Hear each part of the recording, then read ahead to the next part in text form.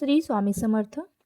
आज आहे अधिक मास महात्म्यामधील 26वा दिवस. आज आपण पाहणार आहोत श्री अधिक मास महात्म्यामधील अध्याय 26वा. अधिक मासामध्ये जर आपण अधिक मासाची पोथी पठण किंवा श्रवण केली तर आपल्या आयुष्यातील दुःख, दारिद्र्य, गरिबी दूर होते. तसेच आपल्याला अधिक पटीने पुण्यफल देखील प्राप्त होत असते. त्यामुळे तुम्हाला काय करायचं आहे तर व्हिडिओ स्किप न करता शेवटपर्यंत ऐकायचा आहे. श्री अधिक मास महात्म्य अध्याय 26वा. श्री गणेशाय नम. श्री गजानन विघ्नेश्वर करी संकट परिहार. शुभ्र कर्ण तो लंबोदर त्राता निज भक्तांचा.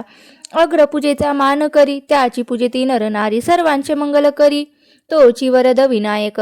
सरस्वती विद्या देवता प्रसन्न होऊनी भक्ता. बुद्धी देई त्वरिता कृपा करुनी समर्था. गुरु चालवितो शिष्याशी प्रेरणा त्याची पाठीशी. ती बोलवे मुखाशी गुरु शक्ती अघात.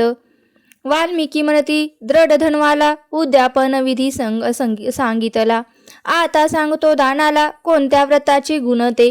व्यक्ती तितक्या प्रकृती लोक विविध व्रते करती. जे का शक्य जयान प्रती ते व्रतांत आचरे. कोणी त्या व्रताच्या सांगते करावे कोणत्या दानाते. याची माहिती तुझसी देतो आम्ही साधंत्य. दिवसा उपवास रात्री भोजन यास म्हणती नक्त भोजन. त्या व्रताची सांगता जाण करावे विप्र भोजने. प्रतिदिनी या अधिक मासी जे करीती उपोषणाशी दक्षिणायुक्त त्यांना गोप्रदानाने सांगता करावे. अमला आवळा चूर्ण अंगा लावून जे करीती नित्य स्नान त्यांनी दही दूध स्नान सांगतसे करावे. भूमीवरी करती शयन त्यांनी उशी अंथरुण दान करावे पांघरून. व्रत सांगता कारणे अधिक मास मौन व्रत करिता घंटा दानात द्यावी ती मंदिरात. व्रत पूर्णे करणे केस नखेचे वाढविती त्यांनी आरसा द्यावा. अंती पादत्राणे जे नच घालती त्यांनी दान करावे ती दीपदेवता मासभरी.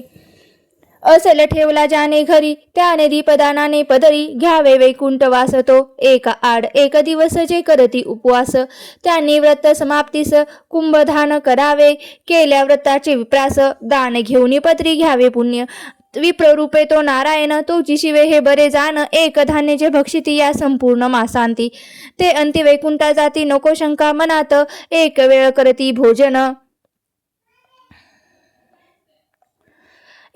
करती भोजन त्याशा कामना होती पूर्ण. परम भाग्यानं तो फिरून नुप्रजन्मास येतसे. दशमी एकादशी द्वादशी करे जो व्रताशी.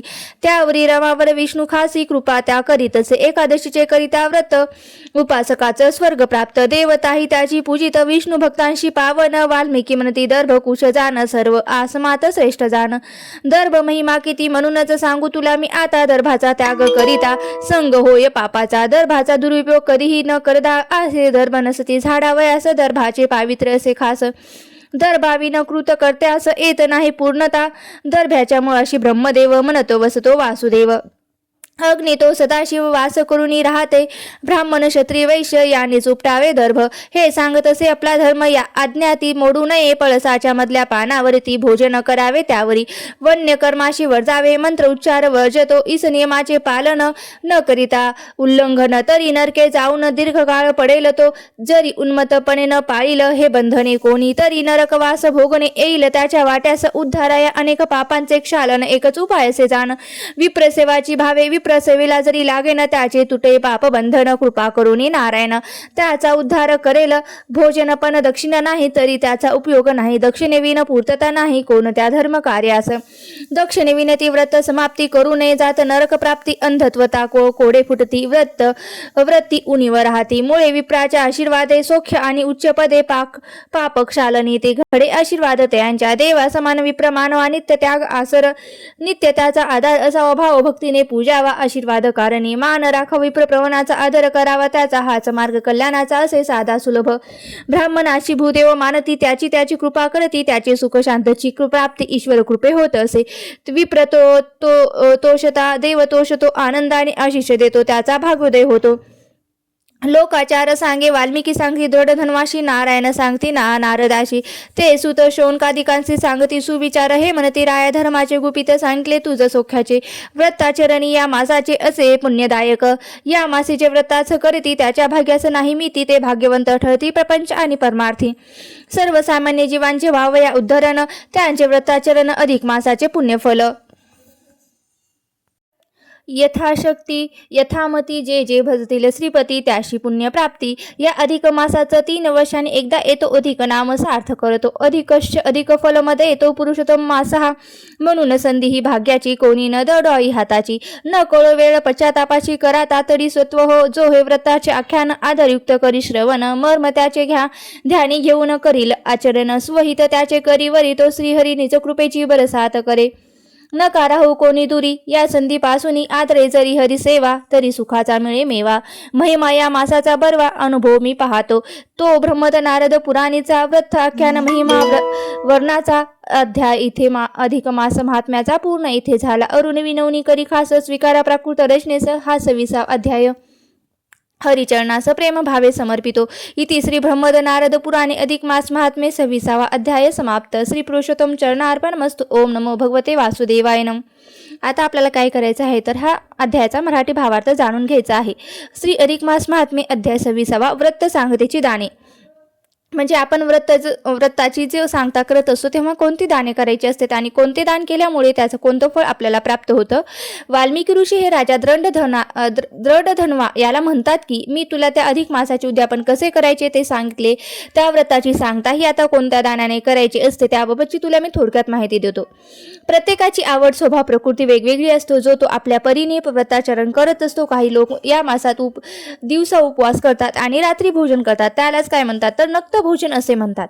आता या व्रताची सांगता ब्राह्मणास भोजन घालून करावी. जे लोक महिनाभर उपवास करतात त्यांनी गोप्रदान करावे. जे लोक या महिन्यात जमिनीवर झोपण्याचे व्रत करतात त्यांनी अंथरूण पांघरुणाचे दान करावे. ज्या लोकांनी अधिक मासाचे मौन व्रत धारण केले असेल त्यांनी मंदिरात घंटा दान करावी किंवा घंटा बांधावी. ज्यांनी या काळात देवघरात अखंड दिवा लावला असेल त्याने तो दीप विधिवत पूजन करून विप्रास द्यावा किंवा देव मंदिरात दान करावा. एका 8 दिवस जो उपवास करतात किंवा म्हणजे 1-8 असे ज्यांनी उपवास केला आहे त्यांनी काय करायचं आहे तर त्यांनी कुंभदान करायचे आहेत.